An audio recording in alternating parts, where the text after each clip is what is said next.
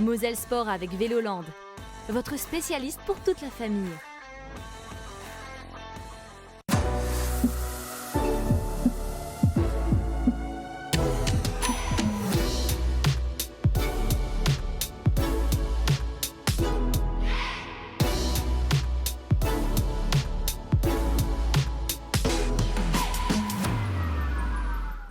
Salut les sportifs, salut les sportives, bienvenue dans cette nouvelle édition de Moselle Sport.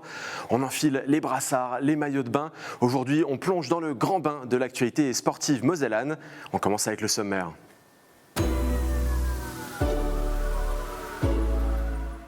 Les Metz Canonniers croient encore aux play-offs. Ils l'ont montré en venant à bout d'Alfortville ce week-end. Nous y reviendrons. Ensuite, nous irons à Forbach pour discuter de la Bike and Run, un événement qui s'est tenu lui aussi ce week-end, mais il était plutôt boueux.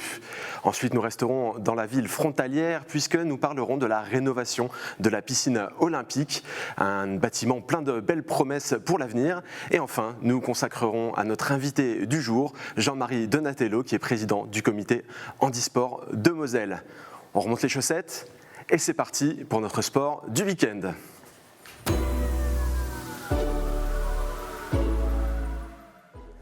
Alors je ne devrais plus le présenter, il est en train de s'installer à mes côtés, il est sur tous les sports chaque semaine, il est au courant de toutes les informations et de l'histoire des clubs mosellans. C'est Arnaud Desmerlet, comment ça va ? Très bien, salut Mathieu, salut Jean-Marie, salut. En forme ? T'as passé un bon week-end sportif Arnaud ? Oui, malgré la déception de la défaite de Sarrebourg. C'est vrai que c'est un petit coup dur pour Sarrebourg, on aura l'occasion d'en reparler dans une prochaine émission. Et en face de toi, Jean-Marie Donatello, je l'ai présenté en introduction, qui est président du comité handisport de Moselle. Comment ça va ? Je vais très très bien, très heureux d'être toujours parmi vous. Salut Mathieu, salut Arnaud. Alors on va avoir l'occasion de discuter d'handisport tout au long de cette émission, notamment pour un événement qui se tient ce week-end à Metz, place de la République. Mais c'est un sujet pour plus tard, parce que pour le moment, il est temps de parler basket avec les Metz Canonniers qui ont remporté leur match face à Alfortville. On va revenir sur ce match avec un reportage de Jonathan Vaucher. Il fallait vite oublier la défaite contre le leader Lons-le-Saunier et se remettre dans le bon sens.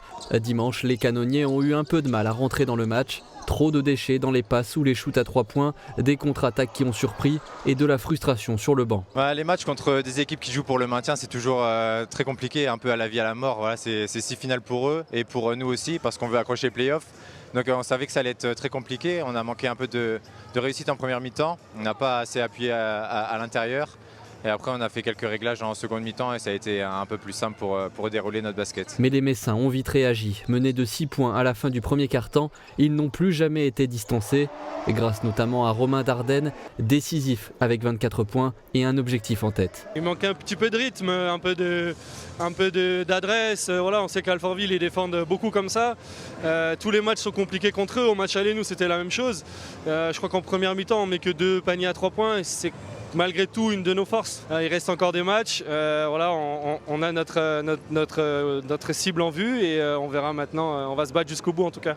Toujours en course pour les playoffs, Metz consolide sa 3e place à 4 points du leader, mais va devoir se ménager dans les prochains jours. Vendredi, on part dans le sud, à Aubenas, pour pouvoir faire les quarts de finale samedi.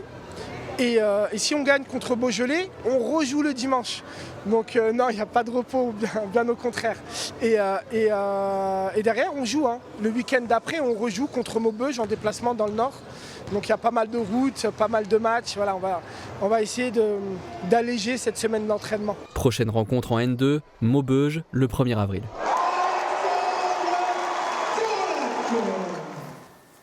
Et la fin de saison va être certainement intense pour les canonniers. Je vous propose justement de jeter un œil au classement de la poule D de National 2. Et vous allez vous rendre compte que les canonniers sont 3e à égalité avec le Vosb, mais ils sont toujours en danger avec Holzheim et Récy, voire même Gennevilliers en embuscade. Arnaud, est-ce que tu y crois, toi, à cette qualification sur les 2 premières places ?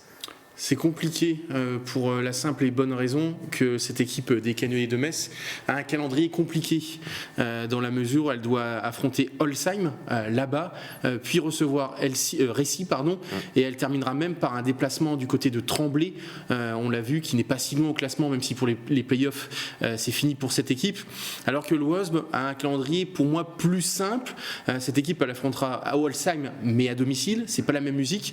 Maintenant peut-être que le coup de pouce viendra de Jeuf au Mécourt, puisque cette équipe du WOSB affrontera justement les voisins lors de la prochaine journée, et on sait que cette équipe de Jeuf au Mécourt se bat pour son maintien, elle revient bien, elle avait posé des problèmes lors du derby au Canonnier, elle a remporté un match hyper important contre Cambrai je crois, donc attention à cette équipe de Jeuf au Mécourt, elle peut créer la surprise, comme l'a si bien dit Carolac, c'est jamais simple de jouer une équipe qui se bat pour le maintien.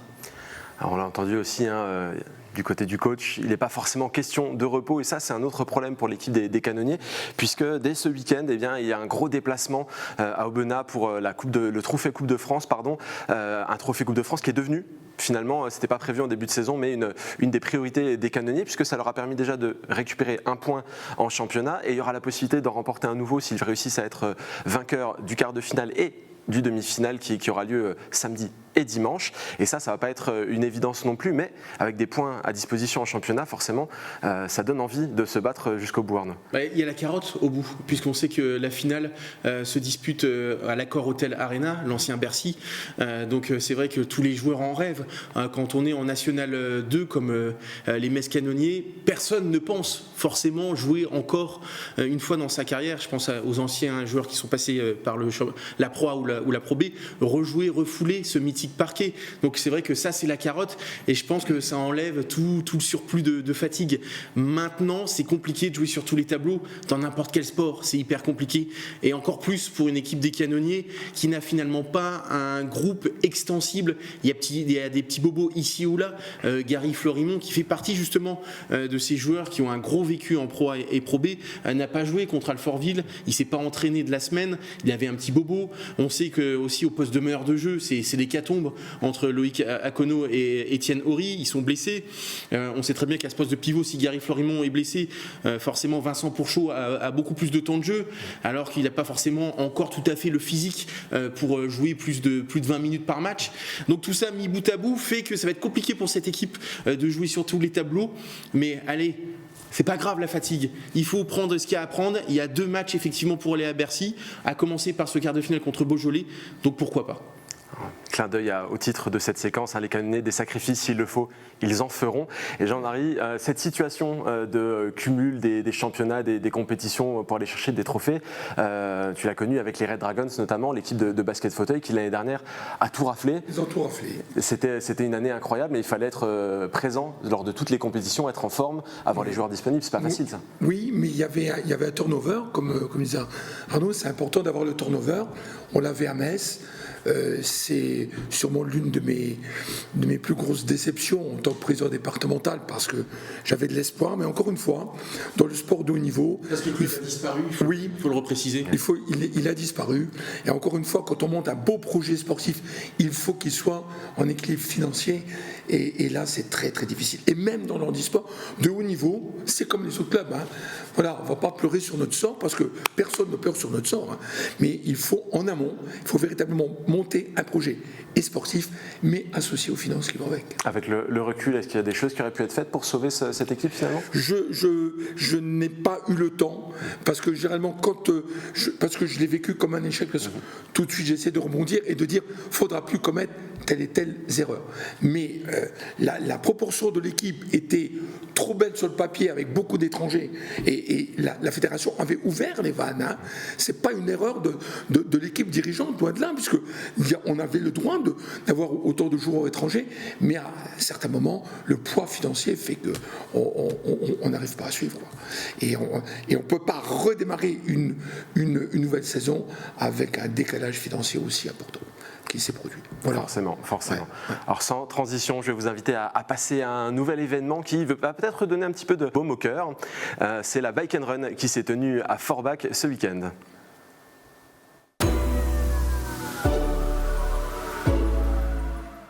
Dimanche matin, ils ont bravé la pluie, le vent, les conditions météorologiques du manière générale pour courir et pédaler ensemble. Il y a eu 27 duos qui ont pris le départ de cette bike and run à Forbach qui allie VTT et course à pied.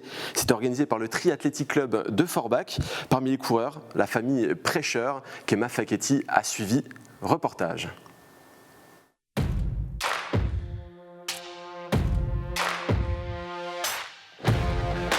Jules, 16 ans, Thomas, 55 ans, ce duo père-fils, originaire de Tain, participe à son premier bike and run. On est tous les deux assez actifs. Jules fait du vélo régulièrement, moi aussi j'en fais assez régulièrement. Je cours un petit peu aussi, mais là l'exercice est complètement différent. Quelques secondes avant le départ, ce passionné de marathon est plutôt serein. On y va plutôt tranquille, hein. On n'est pas dans un esprit hyper préparé. On y va pour le plaisir avant tout. Allez, 5, 4, 3, 2, 1. Top départ. Des passages boueux dans la forêt, en passant par les chemins du parc du Schlossberg, le parcours de 11 km avec 224 mètres de dénivelé donne légèrement du fil à retordre aux deux sportifs qui alternent course à pied et VTT. Le début c'était assez compliqué parce que je ne m'attendais pas que les gens partent aussi vite, donc c'était assez rapide, mais après on s'habitue au rythme de la course. Après 50 minutes et 23 secondes d'effort, les deux hommes terminent à la 19e place sur 27. Pari réussi pour le duo qui ne voulait surtout pas arriver les derniers. Ça s'est super bien passé en fait. Notre stratégie c'était de se détacher de la tête de course dès le départ par l'arrière. Ça a plutôt bien marché et puis on s'est fait rincer du début à la fin. Donc on est rincé dans tous les sens du terme, mais on est content, c'était une chouette course. Malgré leurs 39 ans d'écart, le père et le fils réussissent un véritable exploit sportif et surtout familial. Et ça, c'est une belle image de partage entre père et fils, comme on aime en voir dans le sport. Arnaud, cette compétition, elle avait été mise de côté depuis 2014. On avait préféré faire d'autres choses à ce moment-là, mais là, le retour est plutôt réussi. Oui, puisque le temps ne s'y prêtait pas forcément. Et effectivement, il y avait une soixantaine de participants, donc c'est déjà très bien. Moi, ce que je retiens, c'est ce que tu as dit, justement. C'est cette notion de partage entre père et fils. Forcément, ça me parle. Et puis, c'est finalement un sport individuel, mais au service du collectif, puisqu'ils sont finalement deux. Et pour moi, l'aventure humaine, elle est jamais plus belle que dans les sports collectifs. C'est pas à Jean-Marie que je vais apprendre la chose. Il suffit, on va en parler certainement la semaine prochaine, avec la finale de Ligue des Champions de Metz cet été. Derrière tout ça, il y a une aventure humaine exceptionnelle autour de Loïc Belguise et de ses joueuses. Donc forcément, avec cette compétition de bike and run, moi c'est ce que je retiens avant tout. Alors, on est un peu éloigné du handisport, mais il y a des valeurs transversales, comme on a pu le voir. Le fait de faire un effort à plusieurs, de s'entraider, ça nous fait penser peut-être aux coureurs handisport qui courent avec des guides, par exemple, ou des choses comme ça. Exactement, malvoyant, je pense à mon ami Michel Munch, qui se prépare donc pour les prochains championnats du monde au mois de juillet à Charletti. Et puis avec son guide, voilà. Aussi, ça, c'est une complicité. La complicité, ça s'entretient, ça se travaille dans d'autres sports, comme la boccia, qui est de la pétanque adaptée pour les personnes lourdement handicapées avec rampe. Et bien là aussi, hein, on est une équipe, hein, parce qu'il y a le coach qui est là, il y a le guide. Voilà, il faut orienter le jeu et il y a une complicité. Et puis, avec tout sport confondu, que ce soit un sportif associé à son entraîneur, ça crée des liens extraordinaires. C'est ça, que ce soit un sport collectif ou un sport individuel, on pratique de toute façon pas tout seul, il y a forcément besoin de quelqu'un avec soi. Exactement. Donc on y retrouve les mêmes valeurs de toute façon. Et là, je vous invite à enfiler vos maillots de bain, puisque nous allons rester dans l'humidité et à Forbach pour la rénovation de la piscine olympique.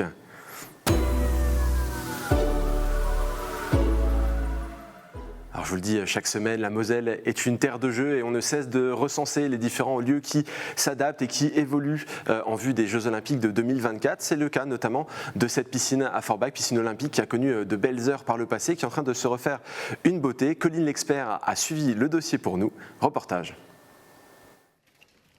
Actuellement, ce n'est pas de la natation, mais plutôt de la voltige qu'on pratique. Objectif, redonner de sa superbe au complexe, autrefois plus bel édifice sportif de l'Hexagone. Et la piscine pourrait bien connaître un nouveau coup de projecteur, puisqu'elle est retenue comme centre de préparation olympique pour les JO 2024. Le cahier des charges est très vaste, hein, mais par contre, il faut un bassin 50 mètres aux normes de compétition olympique.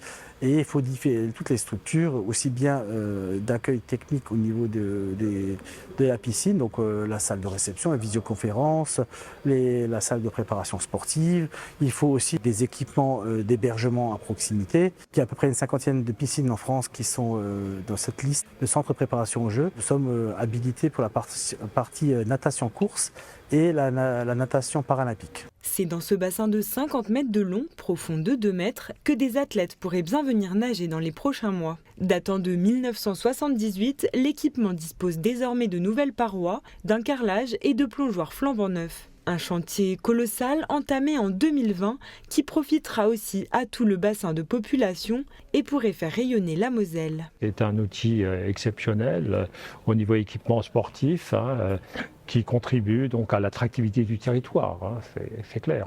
C'est une piscine qui est notamment orientée vers la pratique du sport. C'est toujours intéressant de pouvoir accueillir des équipes dans le cadre des Jeux Olympiques.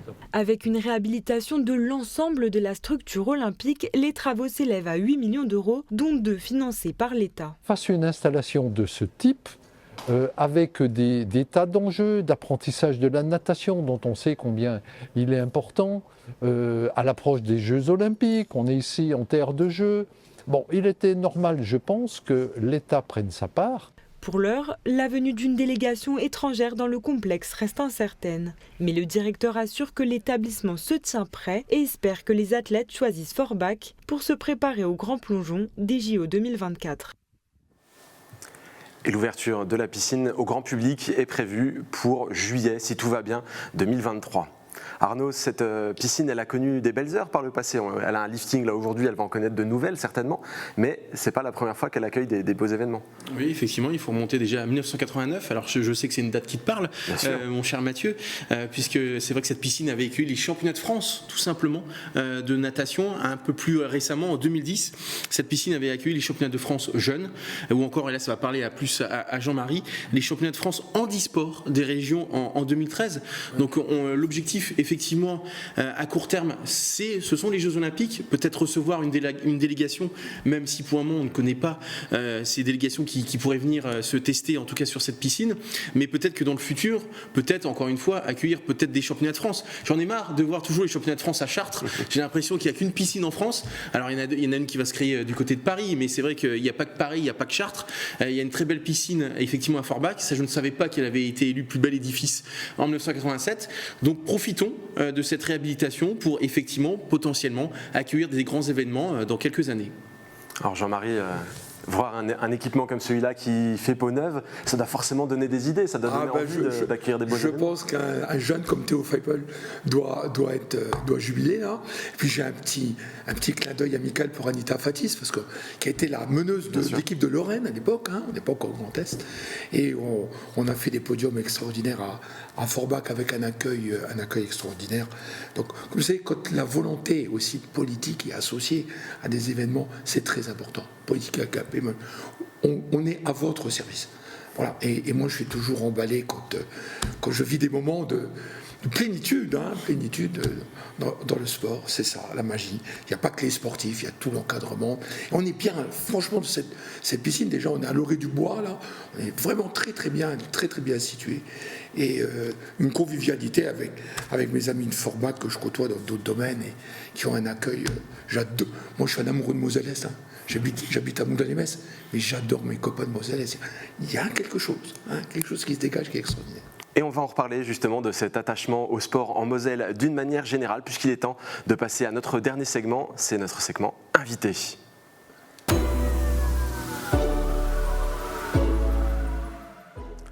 Alors Jean-Marie, tu es sur ce plateau pour une bonne raison, il y a une belle actualité qui se prépare ce week-end, place de la République, on va voir s'afficher le visuel de ce programme. Le handisport et le sport adapté vont être à l'honneur pendant 2 jours sur la place de la République, c'est important ça aussi. Très très important parce que cette image elle est très très belle parce que on va associer les personnes en situation de handicap aux valides et dans la pratique des parasports.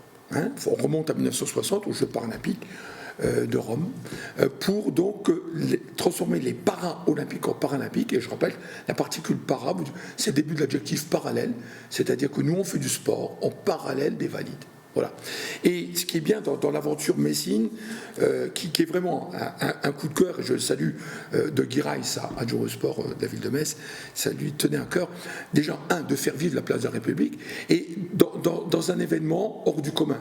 C'est-à-dire qu'on va associer à la fois des structures handisport et sport adapté qui sont reconnus au niveau national, des fédérations, mais on va l'associer également à des objectifs importants de clubs messins qui veulent rentrer dans le mouvement. Vous savez qu'il y a une volonté à l'heure actuelle extraordinaire en Moselle, et j'y tiens énormément. C'est un peu, je suis l'un des pères spirituels du Moselle Sport Ensemble, c'est-à-dire ne plus traverser la route pour aller trouver un emploi, comme dit une personnalité française, mais d'aller trouver un club. Et trouver un club d'accueil. Et pas être obligé de faire 30, 40, 50 km pour aller faire le sport qu'on aime. Voilà. Et vous avez des clubs messins, merveilleux, parce qu'ils s'ouvrent au handicap, et on ne le sait pas forcément. Donc il va falloir trouver l'astuce pour progressivement rentrer dans le paysage. Je rappelle que l'État fait également une véritable politique inclusive, puisque le but du ministère des Sports, c'est de créer 3000 clubs inclusifs en France avant les Jeux. Voilà. Mais j'espère, bien sûr, c'est pas parce qu'on va avoir les Jeux à Paris en 2024 qu'on va s'arrêter là. Voilà. Donc l'image du parasport, elle tient. Et il y a beaucoup de villes, je pense, parce qu'on est en train de se roder. N'oubliez pas qu'on est qu'en 2023. Et je pense qu'il faudra vivre les Jeux en Moselle. Moi, je défends une politique des Jeux. On les vive, j'appelle ça des Jeux inversés. Pas besoin d'aller à Paris, ça va nous coûter une blinde. Non, on ne va pas aller à Paris. On va vivre des Jeux chez nous, dans le plus petit village de Moselle. On va mettre un grand écran, on va faire des économies d'énergie, déjà. Voilà. On va faire du sport dans la journée. Je ferai du volley assis, je ferai du tennis de table, je ferai du tennis de table en fauteuil. Le soir, on tournera les brochettes et on regardera sur un grand écran. On va vivre ensemble les Jeux chez nous. Voilà. Et je sais que Patrick Weitham me soutient à fond dans ce Je vais m'inviter chez toi, parce que le programme est alléchant. Personnellement, j'ai déjà l'odeur des brochettes dans le nez. Voilà, d'accord. Mais d'abord, on fera du sport, les garçons. D'abord du sport. Il faut transpirer. Il faut transpirer. Ça, c'est toujours une vraie. Je voudrais revenir sur cette notion de Moselle Sport Ensemble. Comment est-ce que ça se traduit aujourd'hui? Je le rappelle, c'est la notion d'inciter les clubs de sport, entre guillemets, traditionnels, à intégrer des sections de sport adaptées ou de handisport pour continuer à les faire développer. Voilà, en vocabulaire adapté, c'est surtout l'orientation vers de l'handicap mental ou psychique, et handisport vers le handicap moteur sensoriel. Voilà. Donc le Moselle Sport Ensemble, c'est une volonté politique du département de la Moselle, c'est une volonté politique du comité départemental olympique et sportif associé donc aux deux fédérations. Voilà.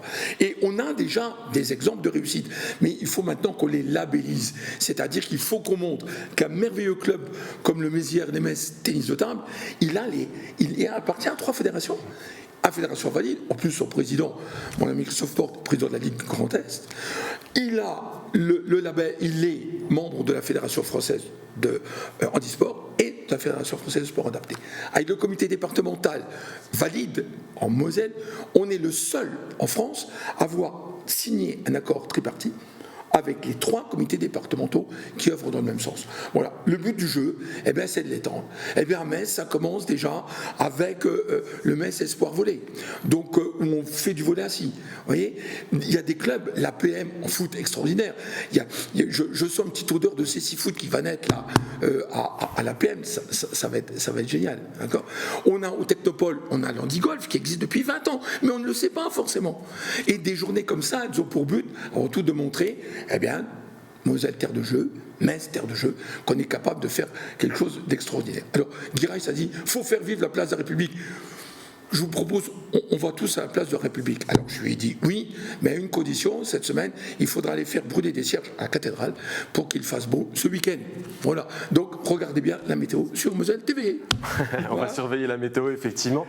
Et ces organisations de sensibilisation, de découverte, elles ne s'arrêtent pas là. Il va y en avoir encore beaucoup d'autres dans les prochains mois, dans les prochaines années aussi, en vue de 2024, mais ça ne s'arrêtera pas. Ça commence peut-être aussi par la première journée du parasport en Moselle. Alors, le flyer ici.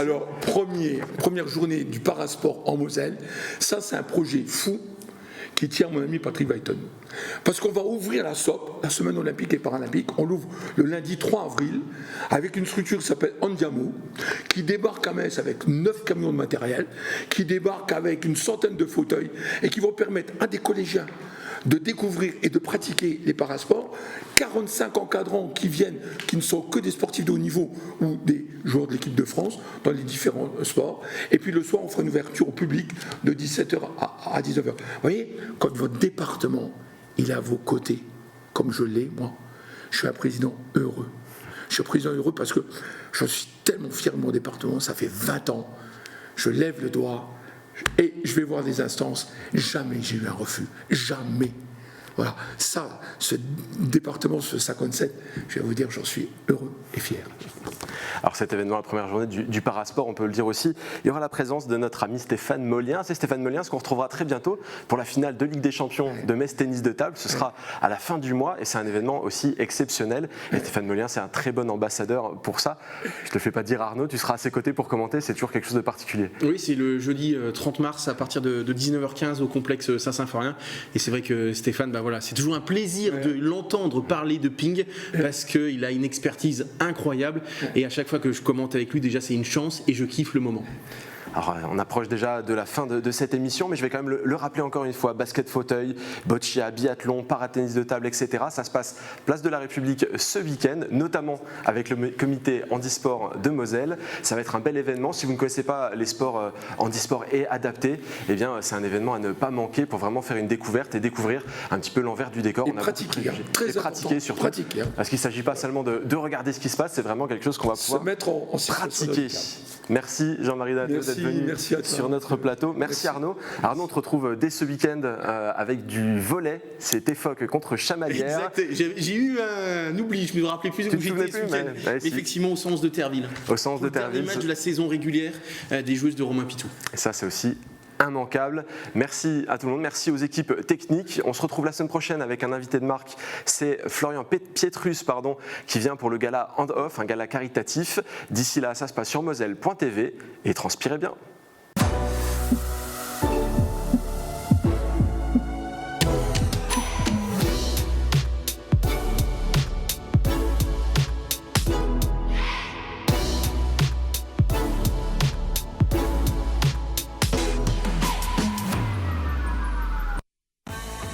Moselle Sport avec Véloland, votre spécialiste pour toute la famille.